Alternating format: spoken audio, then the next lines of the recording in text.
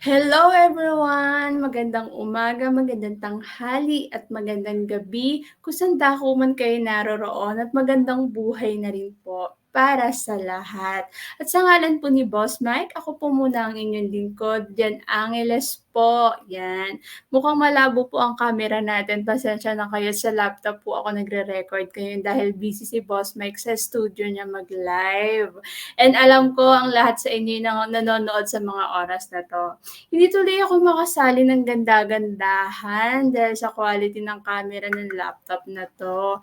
Anyway, ang tatalakayin natin ngayon is about dun sa nangyaring parang beauty talent search sa Congress kay kamakailan lang. Alam ko napanood niyo na yun, pero bigyan lang natin ng eto.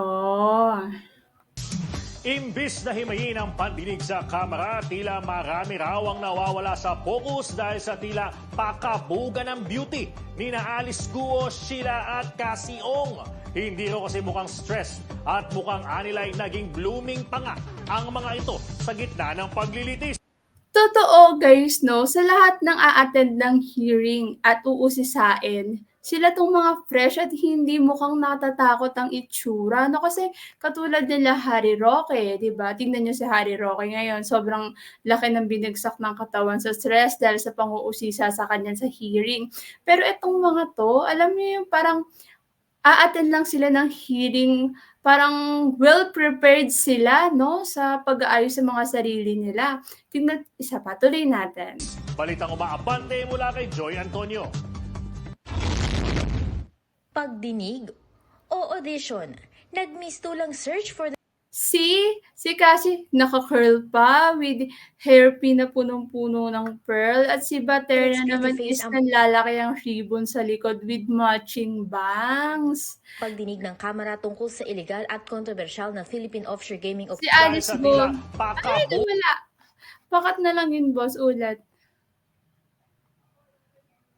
mistulang search for the next beauty face ang pagdinig ng kamera tungkol sa illegal Mali po ata yung napuntahan niyo, hearing po ito, hindi talent search audition, 'di ba? at kontrobersyal Wow. na Philippine offshore gaming operators o POGO. Mga blooming daw kasi sina dismiss Mamban Mayor Alice Guo, umanay business associate nito na si Cassandra Ong at Sheila Guo na sinasabi namang kapatid ng dating alkalde.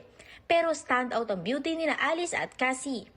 Si Alice pretty in short hair at always may charming na smile. Always charming smile, kaya 'pag tinatanong at hindi makasagot, bukod sa hindi maalala, "Your Honor", smile na lang ang sinasagot. Ayan, sana kung gaano kayo ka-well prepared sa pagpunta niyo sa hearing, sana gano'n din ka-well prepared yung pagsagot niyo 'no, na sana gano'n din kayo kaayos magsagot, sumagot, kung gaano kaayos ang mga postura ninyo, hindi yung parang pinaglalaruan niyo ang Congress, ang Senate 'no. Go, tuloy natin. Habang fierce naman ang look ni Cassandra na nagawa pang magkulot na Eto lagi ko 'tong napapansin, eh. Alam mo yung parang yung unang attend niya ng hearing, wala pa siyang ayos nun, haggard-haggard pa siya nun and hindi mo pa ma-appreciate yung beauty niya nun. Pero yung parang na medyo nag-viral na siya sa social media, na napupuri siya, na shini-ship siya kay Dan Fernandez, parang hindi na puwedeng hindi siya a-attend ng hearing na hindi siya maganda 'no. Parang everytime na a-attend siya ng hearing, paganda siya ng paganda. Panoorin natin. sinamahan ng magandang clip ang hair.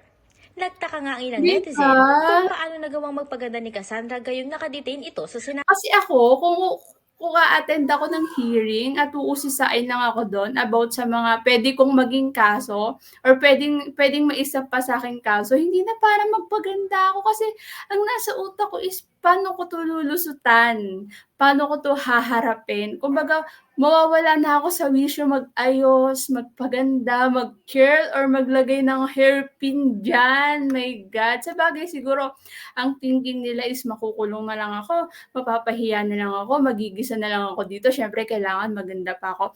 Unless kung may talagang pinagpapagandahan 'tong si Cassie Ong, siyempre ang gwapo nga naman ng mga nasa Congress na lalo na si Dan Fernandez. Go, tuloy natin 'to. Mas simple naman ang beauty ni Sheila na always nakabusod ang buhok. Yes, Sheila yan.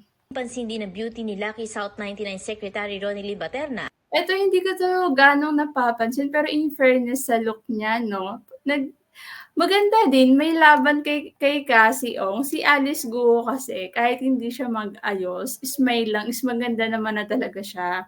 Pero anyway, hindi naman 'to about sa pagandahan, mas napansin lang kasi mas nag-i-stand out yung aura nila diyan sa hearing na 'yan, compared dun sa mga isasagot at sa mga sagot nila. Kasi tignan niyo naman, para silang Powerpuff Girls 'no? 'Yan si Buttercup si Alice, si Blossom si Butternut, na nakabangs at may malaking ribbon sa ulo. Matatapang na humarap ang mga ito sa Quadcom o the four House of Representatives committees. Kabilang dito ang mga panel ng Dangerous grabe 'no, ang gaganda nila, hindi sila mukhang stress, hindi sila mukhang problemado sa mga haharapin at isasagot nila. Well prepared ang aura pagdating sa Congress. Sana alam niyo guys, sana kung ganyan sila ka-well prepared sa pagpunta diyan sa hearing na 'yan, sana gano'n din nila kaayos or may ayos kung paano sila sumagot, 'di ba? The way sila sumagot, hindi yung papaikutin lang nila yung mga tao sa Congress, sa Senate, ganyan. Sana kung gaano nila kagustong tignan sila ng maayos sa ganyang klase ng hearing, sana pati po yung pagsagot. Kasi balewala po yung ganda ng mukha natin kung hindi po gano'n kaayos ang isasagot natin, lalo na't nagsisinungaling tayo. Go. drugs, public order and safety, human rights at Ang gwapo talaga ni Mr. Dan Fernandez 'no? Kaya si Cassie Ong gada pupunta sa hearing, paganda ng paganda, eh. public account. Ako si Joy Antonio Anyway guys, yun lamang 'no, napansin lang natin 'tong hearing na 'to kasi last time na napanood ko 'to natatawa talaga ako kasi naging parang audition talaga siya ng talent search na ganda-gandahan.